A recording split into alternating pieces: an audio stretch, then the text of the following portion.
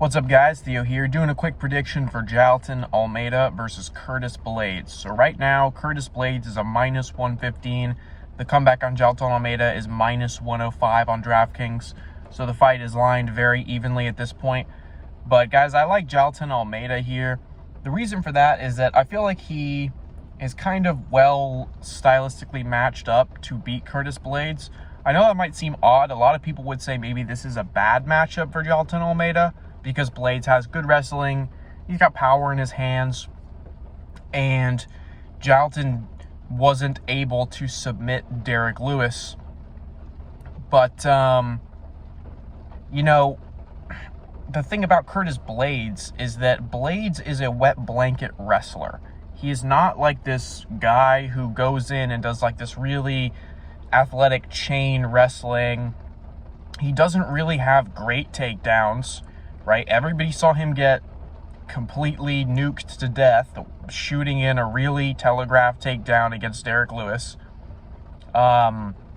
So his wrestling abilities have always been overstated in the UFC. It's not that he can't wrestle, it's that he can only wrestle dudes that have absolutely no wrestling, like Jairzinho Rozenstruik, who he took down and he sat on top of for, 5 rounds, 3 rounds, something like that.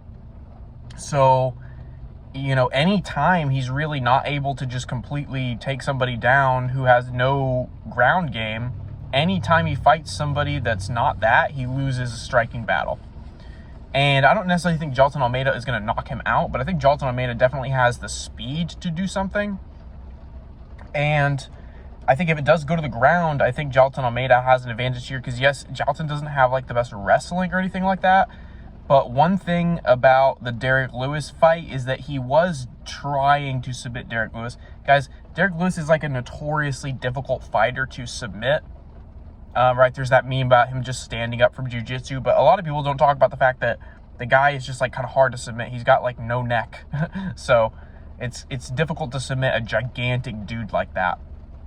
And I just think that Jailton is not going to get wet blanket held down by Curtis Blaydes. Like, Curtis Blaydes wrestling is not going to be a threat for Jailton here. And, you know, initially I did kind of have a thought that maybe Curtis Blaydes would be a good dog here, but he's not an underdog. He's not at plus money right now. He's the favorite. So, why would you bet Curtis Blaydes here at pick'em odds where he's the favorite? There's just no reason to really. Maybe if he was an underdog, I would take a shot on him. But against a guy like Jailton, who, yes, Jailton is a blown up 205er. He's not like a true heavyweight, but he's been doing good against true heavyweights. And again, he's just a little bit too dynamic on the ground for me. Yes, the wrestling is not going to be on par with Blaydes, but I will take a guy who has like jiu-jitsu and is willing to transition and willing to try things on the ground. I will take that over a guy like Blaydes, who is going to basically do the most boring wet blanket wrestling you can possibly imagine, if he even chooses to go to the ground. And Jailton Almeida can submit Curtis Blaydes here. Like, I think you could also knock him out. I think that's a possibility. Not that Jailton is known as a knockout threat, but Jailton does look a little bit faster on the feet, and he's a very quick starter. So, I don't know if he's the underdog because it's not plus money you're getting on him, but I think Jailton's the upside here. I'm not as high on Jailton as everyone else is right now, but I've also never really been high on Curtis Blaydes. And he just never, I've always kind of like laughed at people that said that Curtis Blaydes is going to be champion, because it is something that you just hear. I've been hearing that for years, people swearing up and down, Curtis Blaydes will be champion of the heavyweight division. And I've laughed at people in the past, but I've been like, that's ridiculous. Like, I'm fascinated by people that think he will be champion. That's never going to happen. So yeah, give me Jailton Almeida here. I'm going to pick the up-and-coming new guy. I don't think Curtis Blaydes is going to turn him around, unless he has some kind of like crazy,